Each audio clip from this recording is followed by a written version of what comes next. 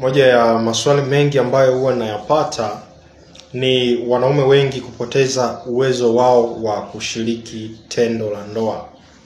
Na wengi wamekuwa na maswali kwamba kwa nini tatizo la nguvu za kiume linazidi kuwa kubwa kila itwapo leo. Lakini majibu yangu huwa ni rahisi sana. Jibu ni moja tu.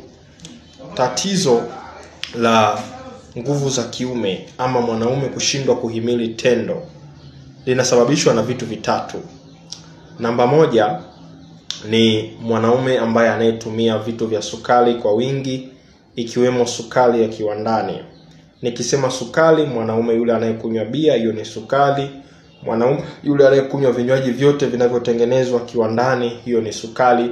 Lakini pia namba mbili ni mwanaume ambaye anayetumia processed food kwa wingi ama fast food tunaviita kwa wingi.